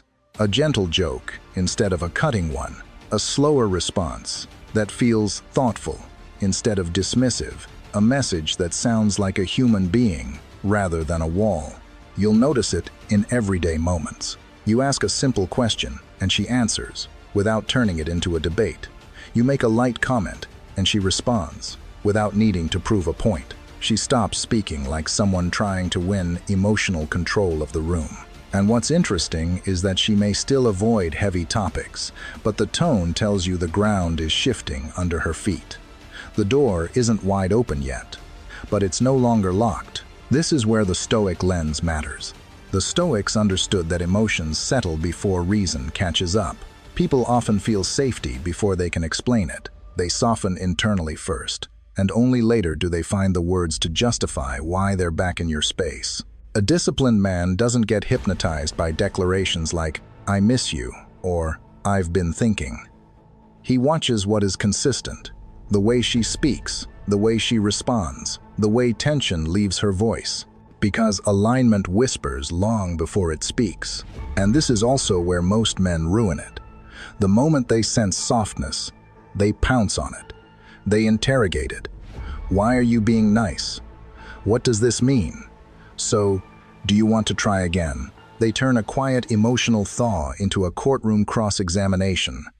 And when you do that, you force her back into defense mode, because now she has to protect herself again. Now she has to explain something she hasn't fully organized inside. So your move is simple, but it requires control. You don't confront the shift. You don't act suspicious. You don't become overly enthusiastic either. You remain unchanged by it. You match the tone without chasing it. If she's softer, you're calm. If she's warmer, you're steady. You don't reward the softness with desperate acceleration, and you don't punish her past behavior with passive aggression. In Stoic terms, you're practicing inner independence. You're not letting her mood dictate your center. That's what makes this sign powerful. Because when she softens and realizes you didn't need it to be okay, when she feels that your peace isn't rented from her attention, she starts to understand that she's not returning to the same dynamic. She's returning to a man who has learned how to stay grounded, even when the emotional climate changes. And that realization does something to her that words can't. Number 3, she mentions the past without rewriting it. One of the clearest early signs she's coming back is surprisingly calm. She brings up the past, but she doesn't try to rewrite it. Old memories surface, not as weapons or proof, but like she's gently touching a chapter that used to feel dangerous, just to see if it still burns. When she isn't emotionally returning, the past usually shows up in two extremes. She avoids it completely, or she uses it sharply, scorekeeping, accusations, moral superiority, little reminders designed to keep you small. And the truth is, the point isn't the memory. The point is control. If she can control the story, she can stay protected from vulnerability in the present. But when she's coming back, the tone changes. She mentions a trip, a song, an inside joke, without courtroom energy. No case building, no pride-driven edits. Just simple honesty. I walked past that cafe. I heard that song. Do you remember when we got lost? It's a soft re-entry into your space without demanding anything. She's not asking for a verdict. She's testing for safety. She's checking whether the air between you is still toxic, or if it can finally be clean. Here's the Stoic distinction that keeps you steady. Memory isn't the problem. Attachment is. A memory can pass through the mind like weather. Attachment is when you grab it, feed it, argue with it, or use it to reopen old battles. Marcus Aurelius warned about this mental trap in his own way. Choose not to be harmed, and you won't feel harmed. Don't feel harmed, and you haven't been. In other words, you don't have to let the past command your nervous system just because it knocked. A grounded man doesn't flinch when the past appears. He doesn't spiral, get bitter, or relive the pain just because she brought it up. He doesn't become cold to prove a point, and he doesn't become sentimental to win her back. He stays where he is present, calm, and self-contained. And this is what she's quietly checking. Does the past still have power over him? If it does, she can still trigger you. If it doesn't, she's dealing with a different man now. So you acknowledge the memory without reopening the wound. You can smile, respond warmly, add one light detail, but you don't turn it into a confession, a negotiation, or a replay of what went wrong. If she says, "I was thinking about that weekend at the beach," you can say, "Yeah, that was a good weekend. I forgot how quiet it felt out there." Then you let it breathe. No hidden, "I miss you," disguised as nostalgia. No hidden, "So why did you leave?" disguised as casual conversation. You don't punish her with distance, and you don't reward her with emotional overexposure. You simply meet the moment, at the level it arrives. That response shows real strength. You can hold the memory without trying to possess it. You can respect the past without being tethered to it. And when she feels that, she notices something deeper than nostalgia. She notices the old tools don't work anymore. Guilt, blame, emotional leverage, the push-pull that used to steer you. That's when her curiosity deepens, because warmth without attachment is rare. It signals you've moved on internally, even if you still care.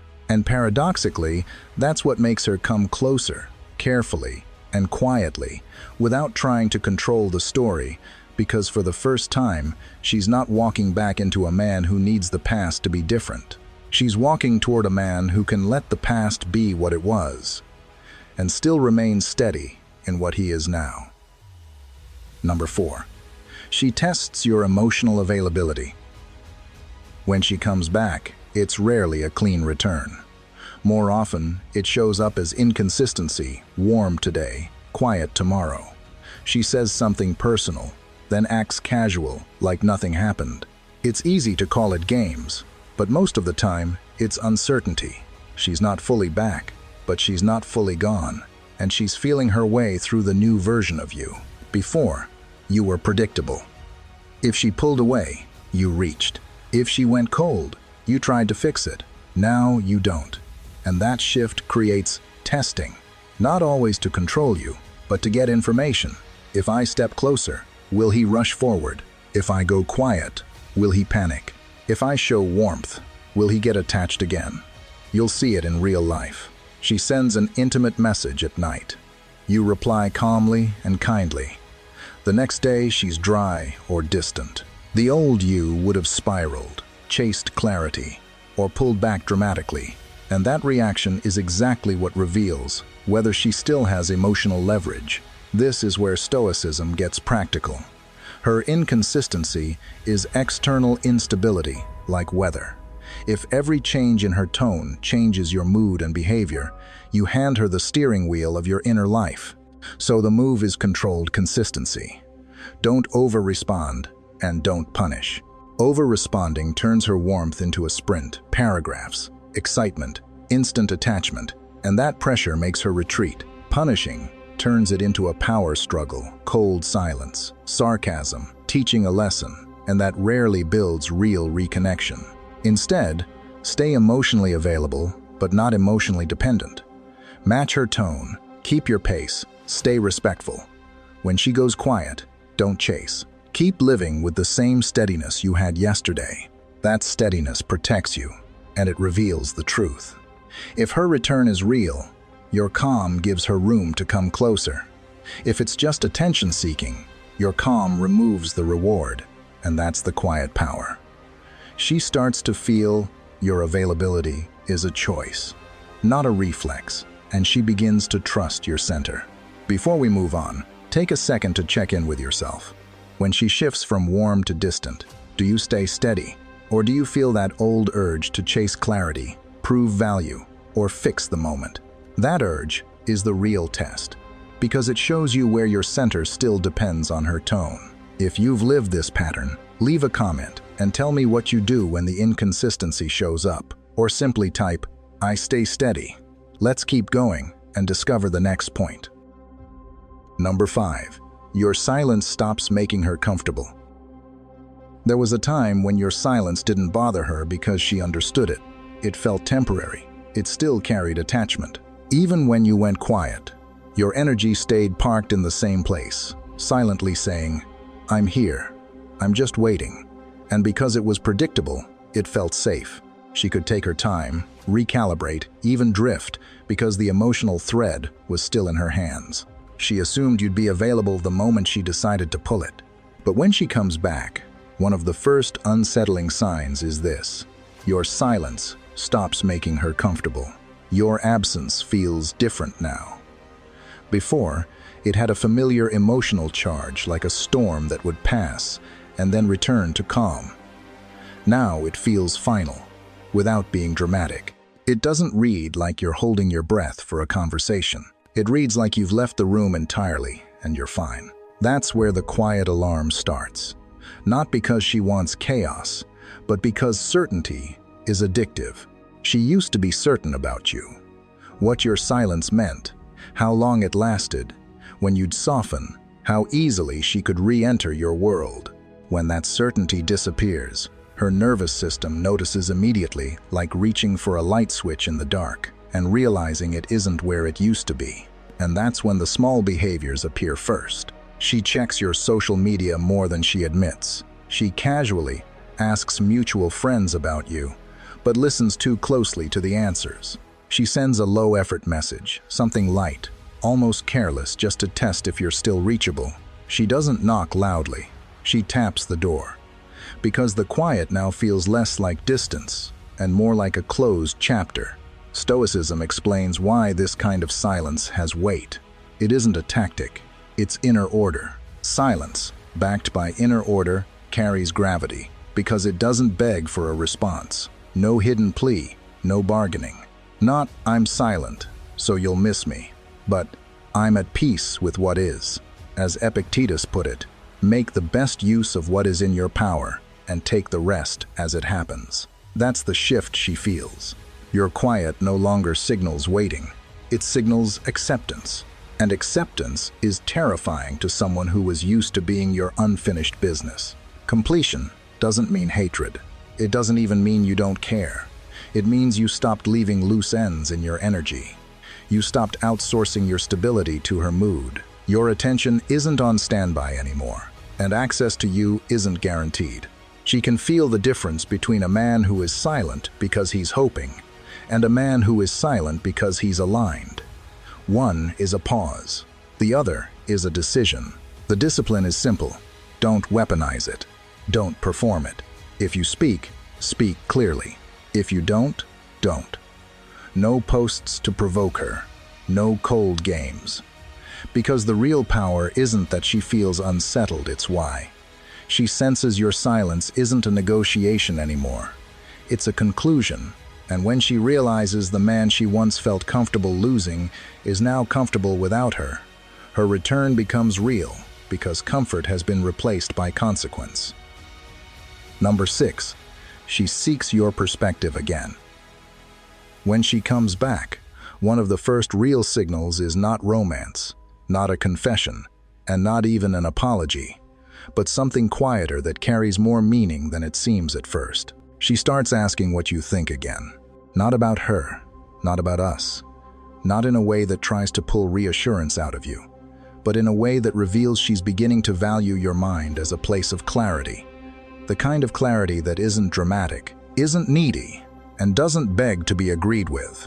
It might be something as ordinary as her mentioning a decision at work and asking how you would handle it, or her talking about a friend's situation and wanting your read on it, or her bringing up a choice she's been hesitating on and asking, almost casually, what you think is the wiser move.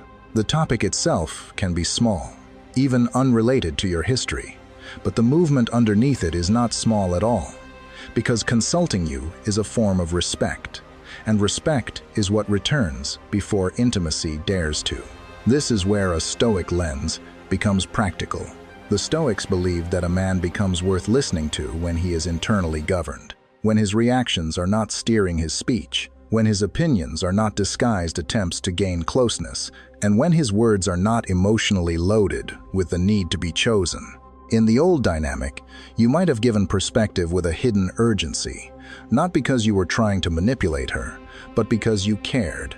And care sometimes makes a man push, explain, prove, and persuade, hoping that if he's understood deeply enough, the outcome will finally change. But when you've detached in a healthy way, your perspective stops sounding like a pitch and begins sounding like structure. And she feels that immediately, because it's rare to be around someone whose mind is calm, even when the situation is unclear. So when she asks what you think, you give it to her cleanly, without dressing it up, without stretching it into a lecture, and without using it as a doorway to pull the conversation back toward the relationship. Because you're not searching for openings anymore. You're simply showing up as who you are. You might tell her to choose what aligns with her long-term values, instead of what calms short-term anxiety, or to make decisions from clarity rather than from fear of being alone, and then you let your words stand without trying to control how they land. You don't perform wisdom. You don't demand a reaction. You don't chase her agreement as proof that the connection is returning. And that's why this sign matters. The moment she begins seeking your perspective again, she's quietly admitting that your steadiness has a gravity she can't ignore, that your presence feels less like emotional noise and more like a stable reference point, and that stable reference points become most valuable when someone has been living in emotional variation for too long. You remain emotionally available, not as a man waiting to be chosen, but as a man whose inner order makes his guidance feel safe. And in that calm authority, there's a message she understands without you ever needing to say it. You can be close, you can be kind, you can be present, and still not belong to anyone who hasn't earned the right to stay. Number 7. The timing feels different. When she comes back, it rarely happens on the timeline you obsessed over. It doesn't show up while you're counting days, rereading messages, or quietly hoping she'll realize it next week. It comes in an ordinary moment, when you've stopped tracking time, stopped treating her return like a countdown, and started living again. That's why the timing feels different. It isn't fate answering your desire. It's reality responding to your shift. Most men misunderstand detachment. They think it means going cold or pretending they don't care. But Stoicism isn't emotional denial. It's freedom from outcome. A Stoic man still acts, still builds, still chooses what aligns with his values. He just stops demanding a reward from the future. Because once hope turns into monitoring, it becomes an invisible leash, and even if she can't explain it, she can feel a man who is still waiting. Then, something changes, quietly. No announcements, no dramatic quotes. You simply move forward. You sleep better, think clearer, lock back into your routines, reconnect with people, and stop asking the question that kept you stuck. When will she come back? Not because you're bitter, but because your attention returns to your life. And that's often when she senses you slipping out of reach. Not because you threatened to leave, but because you left internally. You're no longer standing in the same emotional doorway. Your energy isn't arranged around possibility, it's arranged around reality. The old comfort of, he'll be there whenever I'm ready, disappears, replaced by the quiet pressure that shows up when time is no longer being held open for her. Stoicism teaches that when you release expectation, alignment follows not as a reward, but as a consequence of inner order. When you stop monitoring the outcome, you become harder to pull off center. And ironically, that grounded momentum is what draws people back. So her return feels different, because you're different. You're already in motion, already choosing peace and purpose over emotional suspense. And when she reaches into your space again, she can feel it immediately. She isn't returning to a man who paused for her. She's approaching a man who kept going without needing her permission. Pause here for a moment, because this is the quiet hinge of the entire story. This is where waiting turns into living, where your attention returns to yourself, and where the dynamic shifts without a single word being spoken. Take an honest breath and ask yourself, are you still holding space for an outcome? Or have you truly stepped back into your own path? There's no right answer here, only awareness. If this resonated with you, leave a comment and share what this stage feels like for you. Or, if you want to keep it simple, just type, I stopped waiting. Number 8. Her energy adjusts to yours. You don't notice this sign the way you notice a text that says, I miss you, because it doesn't arrive as a statement. It arrives as a change in rhythm, the kind you feel more than you can explain. One day, she's in your space again, and the usual push and pull simply doesn't ignite. Not because you forced anything, but because she begins moving differently around you, as if your steadiness has become a metronome she's unconsciously syncing to. She slows down. She stops rushing to the next point. She leaves space in the conversation without panicking. She listens in a way that suggests she's not just waiting for her turn to speak, but actually tracking you, studying your tone, your pauses, your restraint, the way you carry yourself like a man who isn't trying to win the moment. A helpful way to understand it is this. When your energy used to chase her energy, the relationship had no center.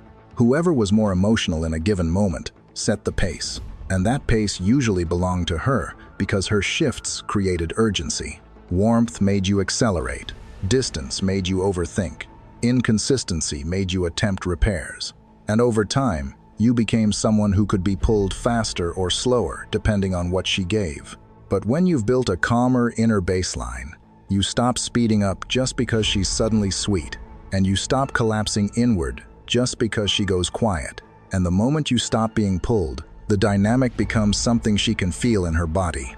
She realizes there's no payoff in creating turbulence anymore, because turbulence doesn't move you, and what used to be a lever becomes a dead handle.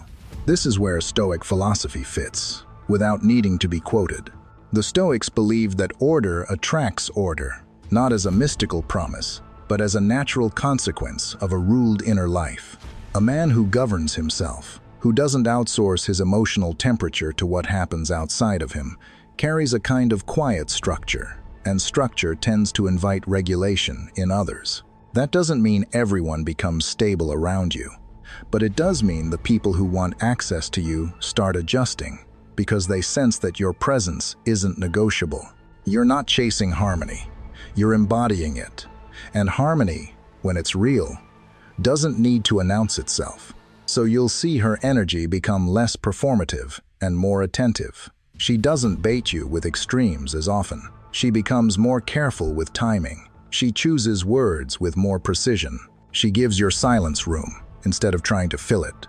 Sometimes she even mirrors your pace in the smallest ways, like responding without dramatics, asking a question and actually waiting for the answer, or letting the conversation end cleanly instead of forcing it to continue just to feel in control. And the key is what you do next. Nothing theatrical. You don't praise her for changing. You don't test her back. You stay where you are present, warm, but not hungry, because the moment you start chasing the recalibration, you undo it. The dynamic adjusts because your center is steady, and she senses that the only way to come closer now is to meet that steadiness rather than pull you away from it. Number 9. She becomes careful with words. One of the cleanest signs she's coming back is not in how much she reaches out, but in how she speaks when she does. Her language tightens, fewer emotional assumptions, less projection, more restraint.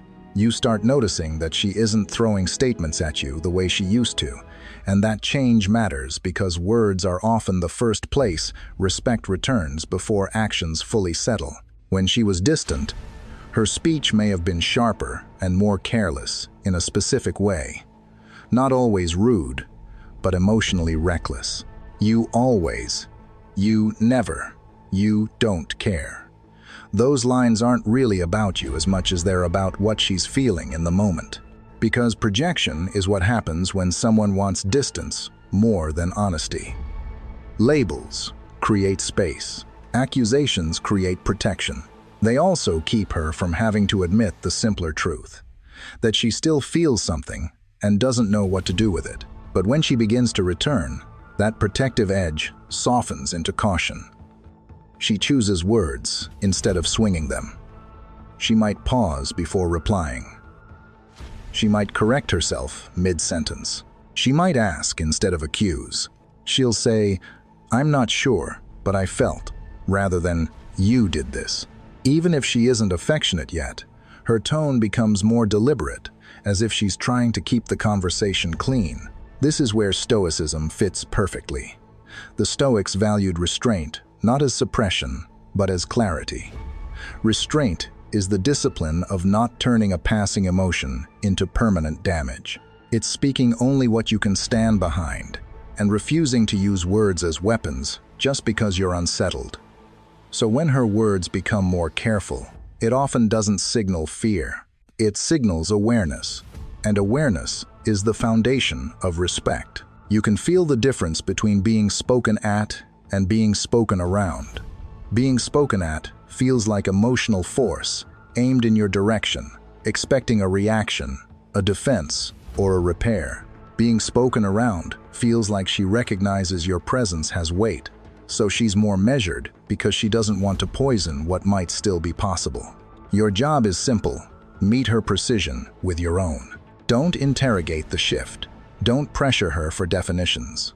Don't reward careful words with emotional overflow. And don't punish the past by reopening old arguments. Stay present, respond cleanly, and let respect build naturally. Because when she realizes her careless language no longer moves you, she becomes even more careful. Not to please you, but because she can feel that you're no longer a man she can speak over. You're a man she has to speak with. Number 10. She watches who you've become. When she comes back, she doesn't trust your words first. She studies your life. Because words are easy to say, but a man's lifestyle is harder to fake, and she can feel the difference between someone who is simply available again and someone who has genuinely rebuilt his foundation. So more than anything you tell her, she watches how you live now, the steadiness of your routines, the discipline behind your choices, the independence in your energy, and the quiet way you move through your days without needing anyone's attention to feel centered. You'll notice this in the way her curiosity changes. She asks what you've been doing, and then she actually listens, not to collect details, but to understand your direction. She pays attention to whether you still sound stuck in the same loops, still chasing the same emotional outcomes, still waiting for the same kind of validation. She notices your pace, how quickly you respond, not because she demands instant replies, but because she's measuring something deeper. Are you still on standby, or does your life have its own momentum now? And when she senses that you're no longer paused, something inside her recalibrates, because the old comfort of, "he'll be there whenever I'm ready," disappears. This is where Stoic growth becomes visible without being announced. Stoicism is quiet by nature. It doesn't need speeches. It reveals itself over time, through consistency, through the repeated practice of inner order, doing what you said you would do, showing up for your own standards, keeping your emotions from running the household, and building a life that feels stable because it's structured. A man like that doesn't become disciplined to impress anyone. He becomes disciplined because he understands that peace is built, not wished for, and that self-respect is a daily behavior, not a mood. So when she watches you now, she sees what used to be missing: a spine. Not rigidity, not coldness, but structure. She sees that your days aren't arranged around her reactions. She sees that you don't chase clarity anymore. She sees that you can be kind without being pliable, present without being dependent. Even if the changes are ordinary on the surface, their effect is undeniable, because consistency carries a kind of weight that neediness never had. And the key is that you don't try to prove any of this to her. You don't talk about your growth like a resume. You don't hint for praise. You simply keep living in a way that makes your stability obvious. That's what unsettles her in the right way. Because now she's not just evaluating whether you still want her. She's realizing you've become the kind of man who can want someone and still be fine without them. And that reality changes how she approaches you, whether she admits it or not. Reflect on your own life right now, not her reactions, not her timing, but your direction. Ask yourself whether your days are built around purpose or around waiting, whether your routines give you stability or quietly keep you on standby. Real Stoic growth isn't something you announce. It's something you recognize in yourself first. If this resonates, take a second to reflect and share your thoughts in the comments, or simply type, "I'm building my life, not waiting for permission." Let's dive into the next exciting part of the video. Number 11. You no longer need the outcome. This is the final shift, and it changes everything without making noise. At some point, you reach a place where her return is no longer the finish line. Whether she stays, whether she hesitates, whether she leaves again, you remain centered, not cold, not detached in a bitter way, simply steady, in a way that doesn't rise and fall with her choices. And she feels that immediately, because it removes the invisible pressure that used to sit underneath your interactions. Most men don't realize how much need leaks out when they still require a certain outcome. Even if you never say it, it shows up in your pacing, your tone, the way you over-explain, the way you try to secure the moment before it slips away. Need makes you predictable. It makes you easy to steer. Warmth pulls you forward too fast. Distance makes you question yourself. Inconsistency makes you chase clarity, because your nervous system is still negotiating for reassurance. But when you no longer need the outcome, the leverage disappears. Your calm stops being conditional. You don't become indifferent. You become whole. You can enjoy her presence without clinging to it, and you can step back from confusion without turning it into drama. You listen without trying to extract reassurance. You speak without trying to persuade. You show warmth without surrendering your center. That's what real emotional strength looks like. Available, but not dependent. This is what the Stoics aimed for. They never sought to be desired. They sought to be unshaken, not because they were emotionless, but because they understood that a man ruled by outcomes becomes a slave to what he can't control. So they placed their stability in what is theirs to govern. Character, choices, standards, actions. Everything else, attention, timing, someone's return, was treated as external, welcomed if it arrived, but never required for peace. And that's why her return feels different now. She senses you aren't bargaining with the moment. There's no hidden urgency underneath your kindness, no fear behind your silence, no emotional grasping in your patience. If she stays, you don't lose yourself in it. If she hesitates, you don't chase her into certainty. If she leaves again, you don't collapse. You remain intact. That inner solidity, calm, self-contained, grounded, is what ultimately changes the dynamic. Because when a woman realizes she is no longer the center of your stability, she can't treat you like a temporary option anymore. She either meets your steadiness with respect, or she watches you continue forward without her. By the time she comes back, the real question isn't whether she's returning, it's whether you're returning to the old version of you. Because the earliest signs don't show up as love speeches or perfect clarity. They show up as tiny shifts in tone, timing, and energy. And your power is in staying calm enough to notice them without getting pulled by nostalgia. A Stoic man doesn't chase a feeling, he watches patterns, protects his peace, and lets actions prove what words won't. If this video helped you see the signs more clearly and stay grounded in your own standards, hit like, subscribe, and leave a comment. Tell me which sign you've noticed first. And don't stop here. Watch the recommended videos on screen right now, because they'll take this mindset even deeper and help you stay steady no matter what she does next.